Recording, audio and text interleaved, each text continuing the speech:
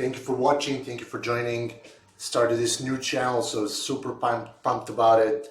Let me know what you think about the name. I'm not really dead set on it. Brian Decoded. It's kind of like a show name, Decoded, like where I unravel everything that I know, back it back to you and tell you how to do the same, make more money, live a better life, get more clients, things like that. So to the topic of today's show, I am really pumped about this one. I'm redoing this video. I wasn't really happy how it turned out the first time, but it's about social media addictions. And me being addicted to Twitter was a really big pain point of mine. I'm going off script. I'm like entangled on this one, just like letting it all pour out. I got my script right here, but I'm not following it. So I could tell you, like 2016, first time I got hooked on Twitter during like a political maelstrom of the elections, it was a mess. Like I would be like looking at my phone like this, like all the time.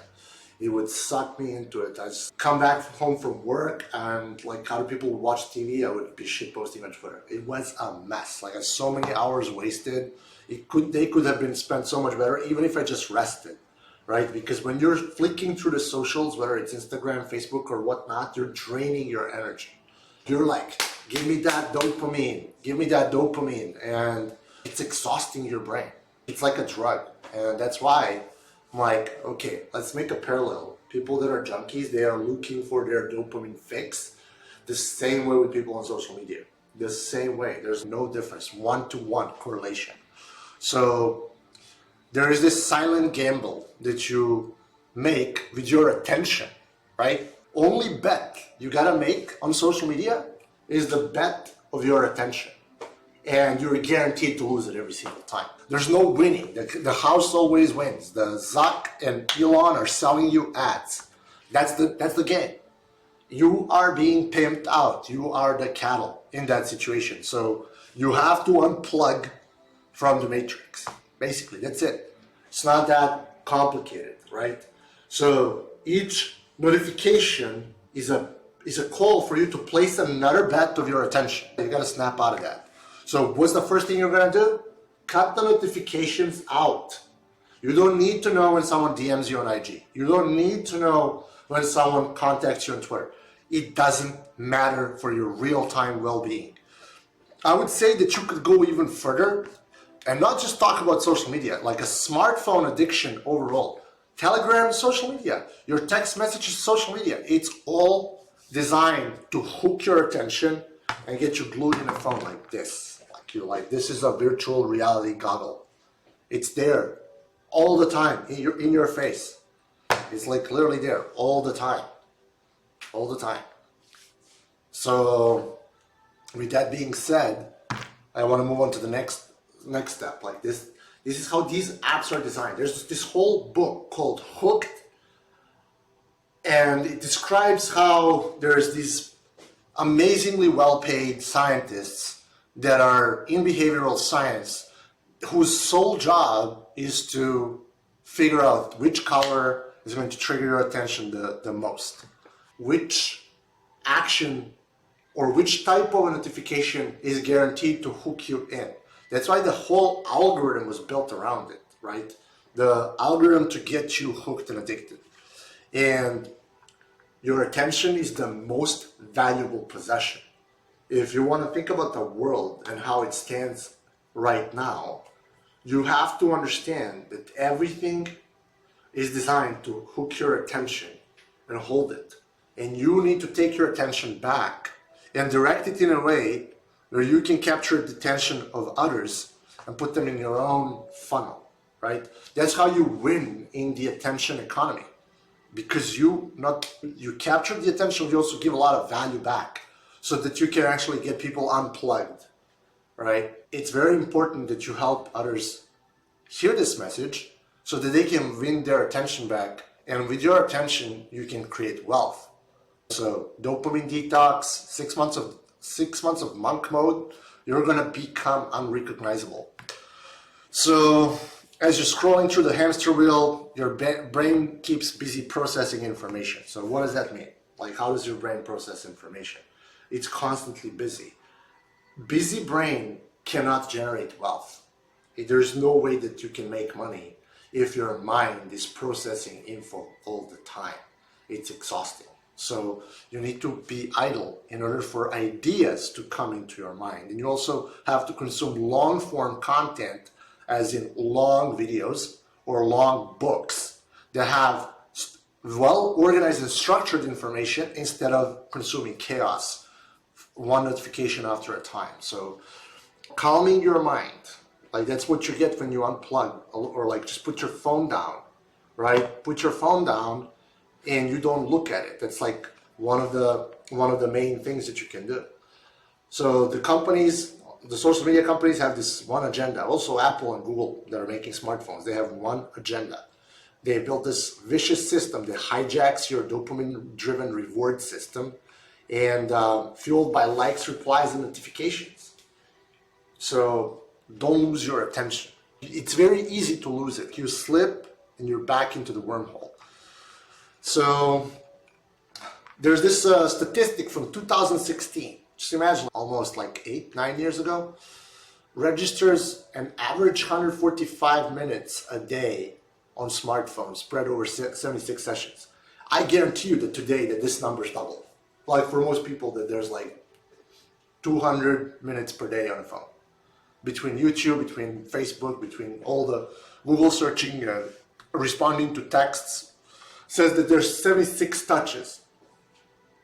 There's 2,617 touches in 76 sessions. Like every scroll would be a touch. So there's quite a bit. There's quite a bit going on over there. And the thing is, the platforms are rewarding this attention unevenly. And I think TikTok is one of the masters at it, that when you're producing content, they're training you how to produce more content for them.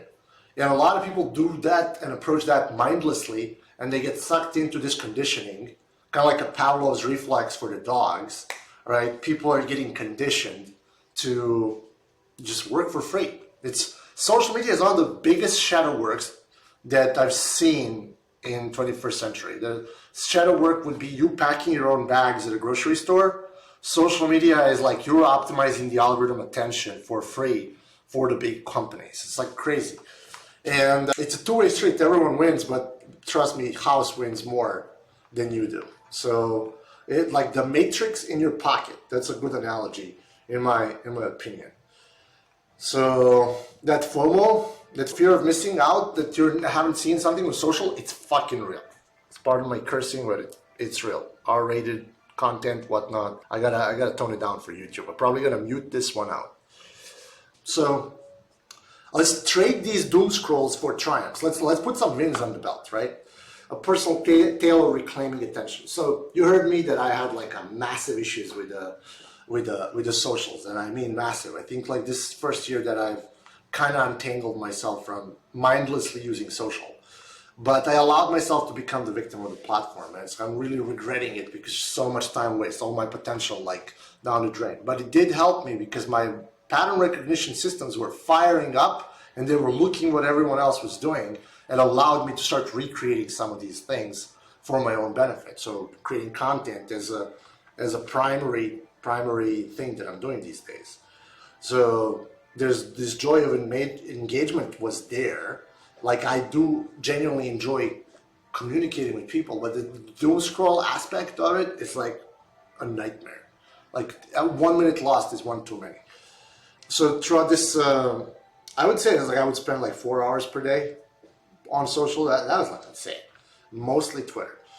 And this became my wake-up call. I dig deeper to find strategies that would free me from these invisible chains and open my mind to possibilities of what I can actually do, right? So here are the top 10 game changers that I've utilized to gain my attention back. Bedroom boundaries, no phones allowed. Keep your phone at the door. You do not bring the phone into your bedroom. You do not do that. Why? Because the worst thing you can do is feed yourself with the dopamine the moment you open your eyes. You don't even know what's your name. Like, give me dopamine. Give me cereals to eat. Like, shh, don't do that. It's not good for you. It's not good for you. But the benefit is definitely you're going to sleep better. You're not going to have a phone in your bedroom. It's going to be fire. And then when you wake up, you got the first hour for yourself. If you're a man, you want to take good care of yourself, that first hour of the day is sacrosanct. It has to be reserved for you. It's like one of the hours of the day that you really need to devote fully to yourself. Go do your cardio in the morning. That's what I do. Listen to affirmations while I'm doing my 5 to 10 minutes cardio on the treadmill. Keeps you lean, keeps your brain fit, keeps your heart rate up. Like, it's the best thing ever. But I digress. Going back to the bedroom boundaries. Like, when you have a phone in another room, you actually have to get your ass up, right, and go to the other room. When you do that, you're already in awake mode.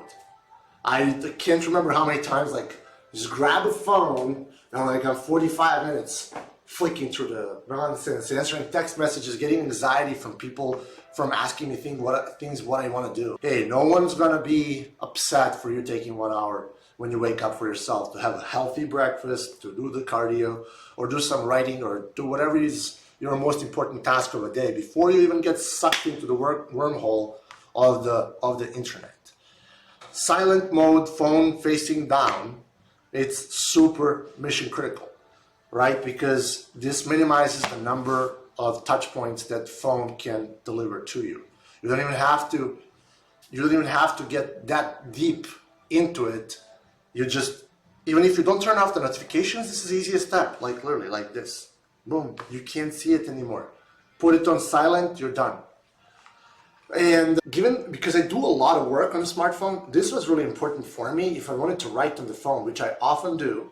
If it's not long form, at least a couple of tweets or some ideas, switching into the airplane mode. I found this one out as I fly a lot, I travel a lot, and every time I'm sitting on a plane, the most powerful thing is that I pull up my iPad and I, boom, 4,000 words in a 4 or 5 hour flight.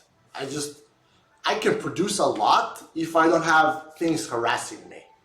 And I'm like, okay, if I have the airplane mode forced on me by the airplane, why don't I just force the airplane mode by myself in the real world? I'm not using this one as much as I would like to, but for sure, when I keep increasing the number of usages of the airplane mode, it's really good one.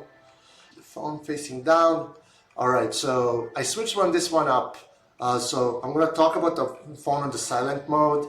I am definitely a firm believer that silent mode coupled with the Apple Watch, if you really need the notifications, is a really good way to filter out if you want to put only your mom, dad, girlfriend, and a cousin or your best friend to be able to reach you on your Apple Watch and tune everyone else out. Does work. Like, you don't worry about missing anything out from the important people, and everyone else muted. So that's why you can pair the silent mode on your phone with the selective notifications on the Apple Watch. Boom, you're not missing out on anything. The other thing is, like, I'm using the Apple Watch as the notification system for work, for the important employees on my team. And then I transition from that into taking the watch off, and I don't have anyone else bothering me. It's easy as that. So I'm like, hey, I'm plugged in, let people reach me. I don't want to have hear from anyone. I'm selfish because you need to be selfish to win your attention back. Your own attention on yourself, on your well-being, on your health, and your energy. So this is the curation of the pings that are coming into your ecosystem through the watch. One really important thing was me buying a HomePod. Apple HomePod, I would ask it in a bedroom like, hey Siri, can you read a text from so-and-so in person? And then it just reads that text from that one person. You don't even have to see all the other texts or hear all the other texts that the HomePod is sending you. You can just select the person by their name. Hey, can you tell me what my dad sent me as a text? And then it will read it out to you, so you don't even have to look at your phone. A device divide, dedicated devices for distinct tasks. And I have way too many gadgets. I'm one of those tech geeks that has like a phone for everything. Like I have a social media phone where I actually have notifications. I have a phone for work that doesn't have any notifications at all. So it's kind of like divided out. but I do use my iPad as a dedicated writing device, and it's like fire. I really think that my iPad is a fire writing device, and I got internet on it, and I'm really happy with it because this iPad is kind of like my laptop. I can't carry a laptop around, it's too heavy. It's where I'm getting old, one of the two. But filter the noise, curate your feed, unfollow, mute, block. Every time you find someone that annoys you on the internet, just like disintegrate their existence from your attention. Unfollow, mute, block, and do whatever it takes to have your feed be an absolute bliss when you have to use it. Do not put stuff in your feed that's pissing you off. Like, I used to be a media junkie and a news junkie. I would look for all the things that would get me annoyed and angry at the world. To hell with them. Gone. I don't pay attention. Like, I don't have almost like a single news outlet that is mainstream, that's fueling this toxicity into my brain. Clean up your mental hygiene. It's more important than you think. Clean mind, clean outputs, more wealth, more well-being. And last but not the least, when you are in the social media world like I am, actually working and doing digital for a living, this is what I've been doing my entire adult life, you actually have to be exposed. So I'm batching my socials. So after I finish my morning routine and I did a good breakfast and I did my cardio and all the good stuff, then I do my first 15-minute engagement session on the social. I respond to 50 comments that I got over the night and over the previous day on the scheduled post that I got. So that was something that's really helped me, that I have dedicated pockets in a day where I'm doing this stuff, so it doesn't become overwhelming. I can tell you my psychological well-being way up. Like, I'm so much more energetic, so much happier. It just shows. It just shows. So have a commitment to a clean mind. When you're not dulling your own mind with cheap dopamine, you will have intrinsically higher motivation to complete the things that would otherwise feel boring and under-rewarding or unrewarding. If you're getting a barrage of notifications, you're preventing your mind from thinking, and thinking is the most important aspect of earning wealth. And especially for us that are in marketing and sales, we need to have clean minds so we can observe the patterns. You need to let your mind kind of soak in the things that are coming its way. So you can earn your dopamine through checking off the tasks that you set yourself out to do. You change the game. So instead of going to the socials, you look at your to-do lists, and just completing the things on your to-do list is going to help you go way up, and you will, instead of chasing the dopamine, you'll chase all these other neurotransmitters that are going to make you feel content.